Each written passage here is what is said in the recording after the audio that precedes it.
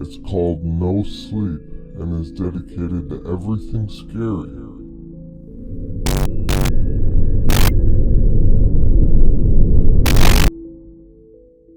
On Wednesday, March 24th, 2010, Reddit user asmith1243 made a comment on an Ask Reddit post entitled, "Reddit, what is your creepiest, most unnerving story? Real or not, please creep us out." asmith1243's comment read, "Hey Reddit, I don't have a story to add, but I figured this would be a great opportunity to plug the subreddit I just made. It's called No Sleep and is dedicated to everything scary. Start sharing your other scary stuff. Also, I have no intention to draw away from this post. Keep this one thriving." That comment is marked as the beginning of No Sleep, one of the most popular communities in all of Reddit. As of July 2018, the most recent data I could find, there are 1.2 million subreddits, of which about 138,000 are active. And of those 1.2 million subreddits, No Sleep has the 47th most subscribers with, as of the time of this recording, 14,386,728 subscribers, effectively meaning it's the 47th most popular subreddit. 47th place on its own doesn't sound like an especially impressive boast, but taking into account the sheer amount of different communities there are, anything in the top 500 seems impressive to me, honestly.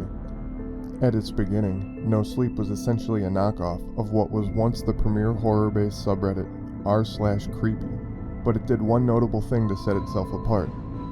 From the time it launched, No Sleep was branded in a way, with a dark mode CSS, a layout that gave it its own identity and distinguished itself at a time when custom layouts for subreddits were very, very few and far between. No Sleep acted as a sort of hub for all things horror, from short-form horror stories, to GIFs, to links to outside horror content, to discussion of horror films, TV shows, and other things of that sort. From the very start of No Sleep, the primary focus was on community-created content. While some posts were simply links to pictures and videos and other places on the internet where scary things resided, it was the brand new content, the brand new scary stories written by the very same people who scrolled through No Sleep to read, that set the community apart. It's that system that has kept No Sleep at the forefront of the creepypasta genre. Every day, new readers discover the subreddit, they read stories, and those stories get their minds working. Those readers then take the ideas that have been building in their minds and they write them, eventually posting to No Sleep themselves. And then the whole process starts over again, creating an endless supply of new original content. It's how it happened for me, as a matter of fact. I started writing when I found No Sleep. Roughly a year into the life of No Sleep, Reddit implemented a feature that allowed subreddits to have the option of solely accepting text-only posts. It was at this point that the moderators of No Sleep chose to embrace the aspect that already comprised the fan-favorite content in the community: horror fiction. And it's that content that has allowed the community to grow to what it has become. For 9 years, No Sleep has had the express and strict definition of, quote, realistic, modern, short-form horror stories told in a first-person perspective, exploiting the common emotion, fear. Per the longest-serving moderator on No Sleep, KB Prince 0, quote, "It's because we all have some dark place inside of us that so many have been able to take up the pen and start writing. Anyone can do it. Hey, that story scared the shit out of me, but I bet my idea is even better. Times 14 million is how the community has grown." And like I said, that's how I got started. I happened upon No Sleep in 2015, read a few stories, and that's exactly what it was for me. Some of the stories creeped me out and I thought, I could do that. And I started writing short horror stories. 4.5, 5 years later, now I do it for a living. Anyways, the rules of No Sleep have evolved a ton over the years. Just over a week after No Sleep was created, the guy who started it, asmith1243, realized there were no rules, so he created a thread to get some ideas on what people wanted. These initial rules included do not reveal the punchline, ever, disallowing GIF images, and expressly banning screamers. And it's by these rules that the subreddit abided until they went text only, at which point the rules were revamped considerably. But before I get into that, you can see in this picture that the No Sleep mantra that everything is true, even if it's not, has been around since the very beginning. If there is any one thing to which the success of No Sleep can be attributed, not that there necessarily is just one thing, it's that mantra. It is the only rule on that list that has stood the test of time. It's the rule that makes the subreddit so inviting, the rule that made NoSleep almost something akin to the most basic form of an alternate reality game. Everything is true, even if it's not, provides immersion. It makes everyone a character, both writers and readers. For the writer, it makes them someone who has actually gone through the haunting, traumatizing things in their story. And in turn, it makes the reader someone who believes that person's story, someone who has advice to offer on how they can survive their plight. The everything is true even if it's not rule is the only one on that list that was kept after the subreddit went through the change to text-only posts. As I said, the rules have evolved considerably as time has gone by. What initially started as a short list of rules that was posted in the sidebar eventually turned into a list that requires its own separate page to display, and for good reason, mostly. The rules that have been implemented have served to push writers to make their work the best it can be.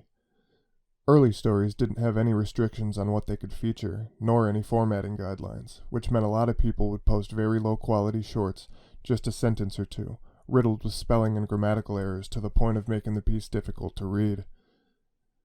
NoSleep has since evolved into an outlet where people truly put in the most effort they can.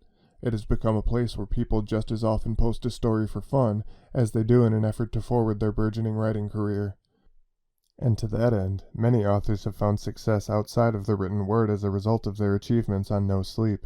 For instance, one of the all-time NoSleep greats, the Search and Rescue series, had elements adapted into the third season of Channel Zero, known as Butcher's Block, but we'll go deeper into that later.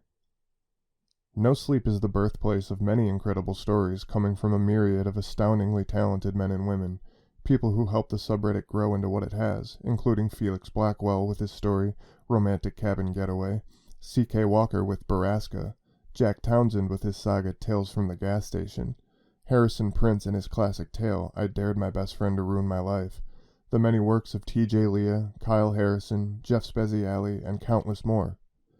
Since March of 2014, NoSleep has added millions and millions of new subscribers, readers, and writers every year.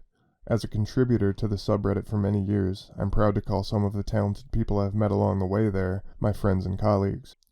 The growth of NoSleep has also facilitated a number of other subreddits branching off from it, communities that offer writers and readers alike places to discuss stories, to critique and be critiqued, and be more involved with the community in general. Such supplemental subreddits include NoSleep Finder and NoSleep Index, which allow users to locate a story they recall the name of, and compile series and notable single installment stories, respectively.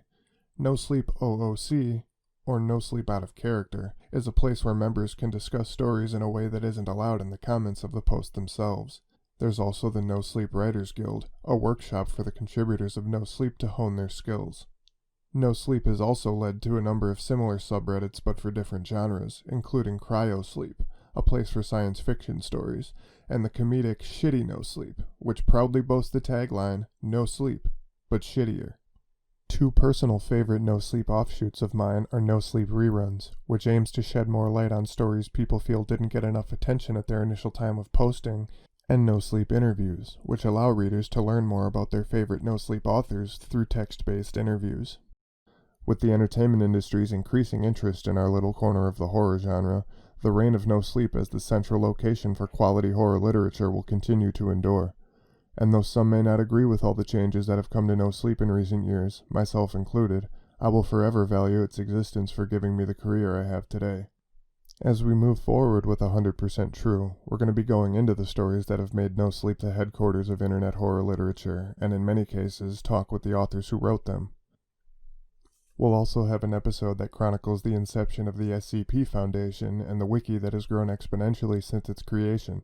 As mentioned, we will also have an episode on the increasing number of adaptations of these terrifying stories, with words from Channel Zero creator Nick Antosca, and the star of Seasons 3 and 4 of the show, the fantastic Brandon Scott. If there is anything you'd like to hear more about, any story you'd like me to dig into, or any author you'd like to hear from, please don't hesitate to let me know, and I will do everything I can to make it happen. Thank you to everyone who has watched these videos and subscribed to my channel. I am of course trying to build this channel as a unique section of the creepypasta genre, but more than anything, I love the lore and backgrounds of the stories that have helped get me where I am today, and it is nothing short of thrilling to be able to share all of it with you, the people who appreciate the craft as much as I do. As my channel continues to grow, I will be holding more contests and developing more content that will put the hard work of the undeniably talented men and women in our community into your hands. I'll be back next month with more 100% True, the history of creepypasta and internet horror.